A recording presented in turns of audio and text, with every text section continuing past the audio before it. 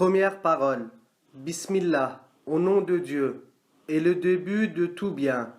Nous aussi, nous commençons par l'explication de cette parole. Ô mon âme, sache que cette parole bénie n'est pas seulement l'emblème de l'islam, mais encore la litanie de toutes les créatures selon leur mode d'expression. Si tu veux saisir combien au nom de Dieu est une grande force intarissable, une bénédiction immense et inépuisable, regarde cette parabole, écoute-la, voici. Pour qu'un homme voyage dans les déserts arabes et bédouins, il doit se référer à un chef de tribu et se placer sous sa protection afin de pouvoir échapper aux dangers causés par les brigands et pour subvenir à ses besoins.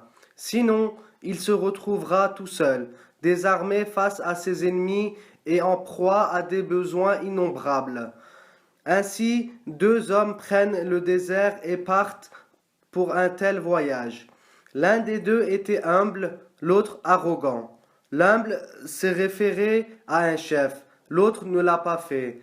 Celui-là a voyagé partout en sécurité. Lorsqu'il rencontre un voleur de grand chemin, il lui dit « Je voyage au nom de tel chef ». Le brigand s'en va sans pouvoir l'importuner. Lorsqu'il pénètre dans une tente, sous ce nom, il est traité avec respect. L'autre, arrogant, a subi plus de malheurs tout au long de son voyage qu'on ne saurait les nommer. Tout le temps, il tremblait, tout le temps, il mendiait. Il est devenu vil et abject. Voilà, ô mon âme arrogante, tu es ce voyageur. Quant à ce monde, c'est un désert. Ton impuissance et ta pauvreté sont illimitées. Tes ennemis et tes besoins sont infinis. Puisque c'est le cas, invoque le nom du Seigneur éternel, le sage perpétuel, pour que tu sois sauvé de la mendicité dans tout l'univers et du tremblement devant chaque événement. Oui, cette parole est un trésor si béni que, en reliant ton impuissance et ta pauvreté infinie à une puissance et une miséricorde infinie, elle les transforme en intercesseurs les plus agréés auprès de la cour du Tout-Puissant Miséricordieux. Oui, celui qui agit avec cette parole est comme le soldat qui s'engage dans l'armée. Il agit au nom de l'État. Il ne craint personne. En disant au nom de la loi, au nom de l'État, il accomplit toute mission et résiste à toute chose. Nous avions dit au début, toutes les créatures disent au nom de Dieu, selon leur mode d'expression. Comment? Oui, par exemple, si tu vois qu'un homme est venu, il a conduit par force toute la population de la ville à un endroit et fit exécuter différentes tâches pour contrainte. Tu sais sûrement que cet homme n'agit ni en son propre nom, ni par sa propre force. Certainement, c'est un soldat. Il s'agit au nom de l'État. Il prend appui sur le pouvoir d'un souverain. De même, toutes les choses agissent au nom de l'être absolu, ainsi les semences et les noyaux, qui ne sont pourtant que des atomes, portent les arbres gigantesques. Ils soulèvent des poids comme ceux des montagnes. Donc, chacun des arbres dit au nom de Dieu. Il remplit ses mains des fruits du trésor de la miséricorde, il nous les offre sur des branches. Chaque jardin dit au nom de Dieu. Il devient une marmite de la cuisine de la puissance divine dans laquelle sont cuites toutes sortes de mets savoureux et variés. Chacun des animaux bénis, tels la vache, la chamelle, les brebis et la chèvre, dit au nom de Dieu. Elle est source de lait, par la générosité de la miséricorde. Au nom du pourvoyeur, il nous présente un aliment vital, comme l'eau, le plus doux, le plus propre. Les troncs et les racines de chaque arbre, les tiges et les racines de chaque herbe et de chaque plante dont la tendresse est semblable à la soie disent au nom de Dieu. En perçant la pierre et la terre dure, il les traverse. En disant au nom de Dieu, au nom du miséricordieux, tout leur devient facile.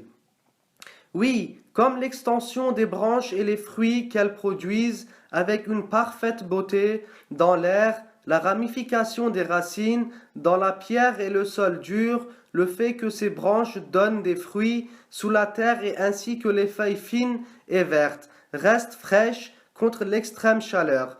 Pendant des mois, gifle avec force contre les propos des naturalistes.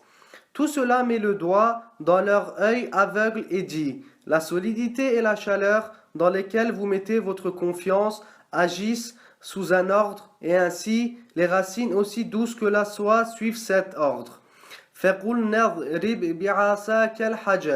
Chacune d'elles, tel le bâton de Moïse, paix sur lui, obéit et transperce la pierre. Et les feuilles des arbres, aussi fines et délicates que le papier à cigarette, lisent, comme tous les membres d'Abraham, paix sur lui, le verset Ya naru kuni bardan wa salama, contre la chaleur qui se répand comme le feu. Puisque toute chose dit Bismillah avec son propre langage, nous apporte et nous donne au nom de Dieu ses bienfaits, nous aussi, nous devons dire au nom de Dieu. Nous devons donner au nom de Dieu, recevoir au nom de Dieu.